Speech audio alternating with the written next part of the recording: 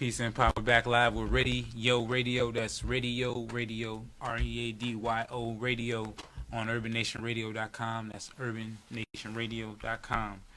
And /live, if you're tuning in live tonight. We were just talking about our 40th episode. I think the next topic of Readyo Radio Reloaded is, what did we say? We said drills that went live. And so anybody want to explain what that means to the audience?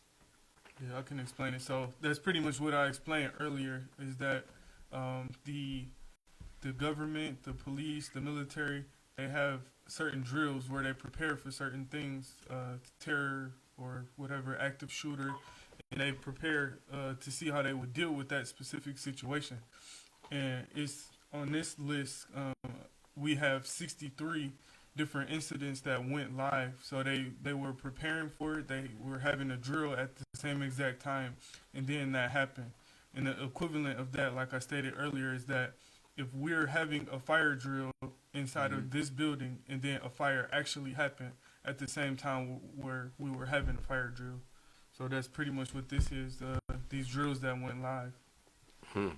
So there were several cases where drills have went live, and the most recent one was actually the Charleston shooting. So if you go to the Federal Law Enforcement Training Center, it's FLETC. They have the drills listed, and the list was last updated February 26, 2015. So they had planned an active shooter drill in Charleston between June 15th to June 19th. They had a drill planned to deal with an active shooter. And what happened on June the 17th? An actual shooting happened where Dylan Storm Roof went into the church and, killed 9 people. So, not saying that either one was connected to each other, just putting the information out there. And other drills that went live, we have on 4/15/2013, we had the Boston bombing, and the drill was a terrorist bombing exercise. And then it actually went live where, at the finish line, somebody supposedly set off a bomb that killed 2 people and wounded 200 people. Another drill that they had that went live was Sandy Hook. On December 14th, they had a mass shooter exercise, and then it actually turned into a shooting where 2 people were wounded and 28 people died. Let me ask you a question. That drill was done in the same city? Yeah, this is in the same And city. Sandy Hook is a small town in Connecticut. Keep that in mind. Newtown, Connecticut. And the other one was in Boston at the same time that the bombing happened. The other one was in Aurora, Colorado, on 7/20/2012, and they were doing a mass shooter exercise, and then that's when the movie shooting happened. The Dark Knight movie. It's several of them here that I have highlighted, but the biggest one was 9/11, where they had a terrorist drill where they were supposed to simulate the response of planes flying into buildings. So here they just got it listed as multiple exercises, but that was the actual drill, planes flying into buildings, and then it went live with 9/11 or whatever, which wounded 10,000, and then it left 2,973 people dead. So the Oklahoma City bombing, the first World Trade Center bombing, all of them was drills at the same time, at the same location that went live. So not saying that any of it is fake or any of it was, not real, but just look at the odds of an actual drill happening at the same time as the event that, really happened. Yeah, I can't state fact. But I would definitely say probability is right. 64 times. And that's another reason why really I stopped watching news and media, because again, if I thought about this as a young boy watching how our legal system worked, where you had 3 or 4 people come in and you get a testimony, oh, he's guilty because I saw him, blah blah blah, and then I come in and say I'm innocent, and the judge, he just got to go off of what he heard. He wasn't there. there's no real evidence. Even nowadays, evidence can be fabricated. You can make up any report if you're in the legal system, and it just really made me question what it is that I'm understanding. Like, how am I shaping and molding my reality? Like, how is my reality being formed off of information? If you're giving me information that I'm not sure about, and I know you've always been there to trick and deceive people, why should I watch your story and assume that this is exactly as it went, just like you said it went? Even with this recent Charleston shooter, like, again, I wasn't there, and I know that a lot of people died. This report saying that some people were purposely spared to share what happened, but how do we know that these people wasn't just picked from some actor library that they have, that who they go to for someone when they want to create a false flag? I don't know. And so for me, I'm not going to get over emotional about what's, even though I know what they're trying to do. I understand why they're doing what they're doing, but to say that, oh, now we need to have new laws built up so that when we fly on planes, blah blah blah, because of something that potentially wasn't as they said. That's for me. I don't start changing my life on that level. Again, I just look at what strategy is being employed so that I can know what I need to be doing in my own circles. But again, the media, they're some of the greatest illusionists known to mankind. It's the tell-eye vision. So Malcolm X said the media is one of the most powerful tools of destruction. Hands down. Basically, yeah, hands down. And it really perfect segue into this point that I wanted to make about the power of your words in a revolution. The power of words in a revolution is critical. They're masking murder with the word drill. So just think about that. Like, the people believe a drill is one thing, and then they're doing a whole nother opposite thing, and we're confused because we don't know what their definition of a drill is. That they have some covert, twisted, distorted definition of that. Even the fact that they let the information get out about how many it was, you have to look at that. True. Why did they let it out? You know what I'm saying? Would they tell on themselves? But the art of war say, hey, make a sound in the east and strike in the west. So you have to be, the white man is always tricking. He's not going to give you no information that you can use against him. Now, if we understand it to be war, that's simple. That's simple. He gonna give, if he throwing information out, it's for a reason. It's gonna benefit him one way or another. He gonna get, he gonna get some statistics, if nothing else. See how people respond. You see what I'm saying? But it will never be to play his hand, where you see the cards in his hand. That's just not gonna happen. And so I don't put nothing past this government at all. They the grip of power is loosening, and this white man got to go put boots back down on the ground. He think he gonna be able to fly them drones, but that's for assassinations.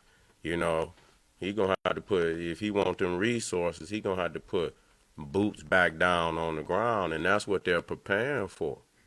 Okay, so the revolution coming to you. A lot of people sit comfortably and talk about it. But listen here, you ain't got to worry about, when we talk about this heat again, don't worry about it. Niggas they not going to be the one to take the first step, because number one, they're not prepared. That don't mean they won't win, but they're not going to take the first step. This white man is going to bring it to you. So you can sit back comfortably thinking that it won't happen. It's happening. Okay? It's happening. We have to look at the race riots in Detroit in the 40s and in the 60s. And much of how those rebellions were fought is going to be a lot on how we fight them. Okay? We have to look at our ancestors already done laid the blueprint for this. The Underground Railroad. It ain't over with, it just begun. We're going to have to put our feet in our ancestors' footsteps, right down in the same path that they took, trying to get to freedom. We're going to have to put our feet in them same footprints. So, you know, That's real. we have to study our ancestors, and I want y'all to get on that, the riots in Detroit in the 40s and the 60s, because it's some key things, especially in Detroit. Even though there was rioting all over this country, it was something key about Detroit. I seen an old documentary on the 67 riots that was given by NBC, and they said the one thing that was critical about the rebellion in Detroit is that it was coordinated. Them boys was on top of these buildings, popping them, in a military style. And it was coordinated underground where it had leaders. And they was sending squads out to form particular missions. This is what was on the NBC documentary, man. This was back in the year after. It was in 68 where they put the documentary out. You might can go on YouTube and pull it up, but that was the one key thing that they said about the rebellion, and that was unique about the rebellion in Detroit. It was coordinated by brothers that had come home from that war. Right. And so we got to go back and do some research about these riots in Detroit. And even look at the spook who sat by the door. Mhm. That's a great Yes, sir. tool that you can use, and just look at what he did. And that's pretty much what we're trying to do. We go out, we learn the knowledge and information, then we bring it back to the people. Just like the spook who sat by the door. That's right. Which they actually snatched out of the theaters. It was in the theaters for 1 week, and then they snatched it out because the white man got a hold. He saw what was in that movie, and he took it out. Look what they did to Goodbye Uncle Tom. They didn't put that out for about 30 years. Just left it on the shelf. I think that's a good segue into looking at the history and where we are right now.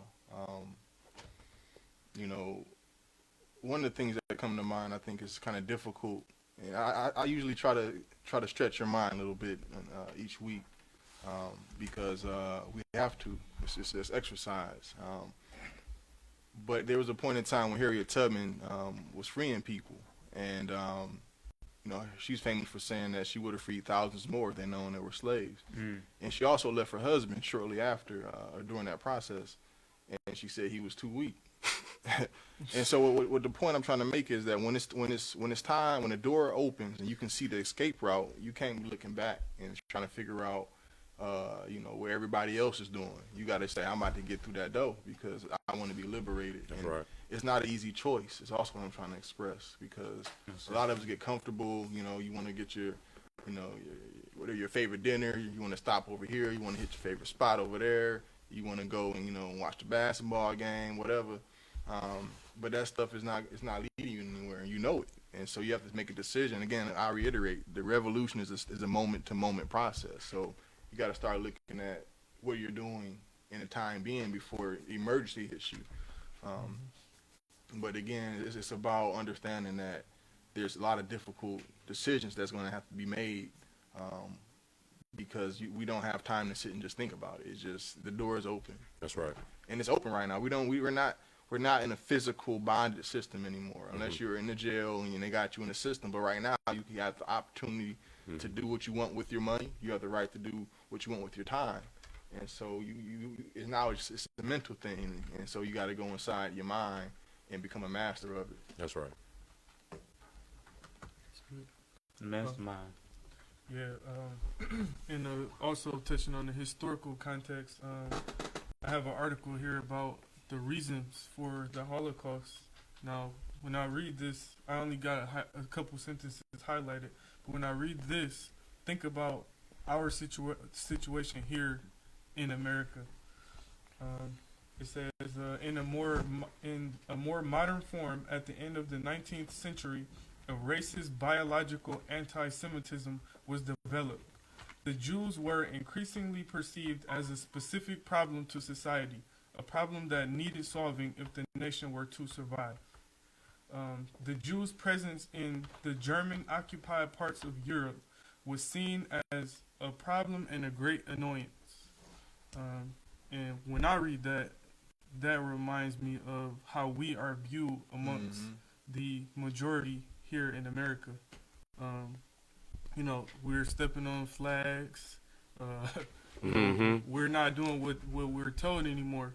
So it's like, it's going to come a time where we're going to be looked at as a great annoyance, and they are going to want to get rid of the problem. So that's what we need to be preparing for. And it goes back to history. We mentioned before the King Alfred plan, but it's so important that you grasp the gravity of what's written in the King Alfred plan and the direct and through it's called Rex 84 through X 84, which stands for Readiness Exercise 84. They make plans to. It says in the event of a widespread and continuing and coordinated racial disturbances in the United States, King Alfred, at the discretion of the president, is to be put into action immediately. And this is just some of the correspondence. But basically, this was designed to prevent a black messiah, black militants, and to destroy, eliminate 20 million people. And I don't even know if there was 20 million people, 20 million blacks at that time in the nation. So it shows you how aggressive, a plan that is. But I encourage you all to look up King Alfred Plan and Rex 84. Look up there's a YouTube video. Matter of fact, it's called Rex 84 Camp FEMA and the King Alfred Plan controversy. So Rex 84, you can look that stuff up. Rex 84 Camp FEMA and the King Alfred Plan controversy. Okay. Yeah. But you can go back and read literature from the white Americans from the earliest part of America, and they have always been in fear of the rebellion of Africans in this nation. They know what they done to us. They know what they done to our mamas. They know how many of our fathers they didn't lynch. No man needs laws to know what he done to us. So he has this fear. And that's what Goodbye Uncle Tom, those were white boys that put that together. Those were Italians showing their American white brothers what was going to be the outcome. And at the end of the movie, what do you see? You see the brothers coming in, killing their children, killing them in their sleep. And so this shit gonna end one way. So y'all can figure it out however you want to. And the last thing I want to mention about this is that once this clash take place, we will never be able to go back to same ever again. It will not be another major clash between blacks and whites in this country, and we're going back to the way it was before that. The Nazis told them Jews long before they started cooking their ass that they didn't want them there, okay? And so those same warnings have been given to us, and we need to heed them. Covertly. It's in here too. They tried to segregate them. They tried to put them in their own ghettos. They tried to export them. None of that stuff worked.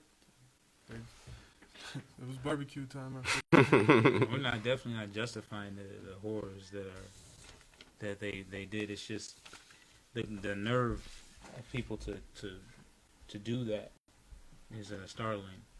And so we're going to get a little deeper into what is revolution, because Seti's mentioning, constructive change. Complete. I'm sorry. Thank you. Complete change. And in his examples, and we're going to get an opportunity for everybody to go around and share what their version of revolution is, and you think about your version of revolution. So go on during this break and look at the Facebook page, event, and vote. What do you think a revolution is? And we'll be right back after these messages. Are you prepared for the revolution? Peace.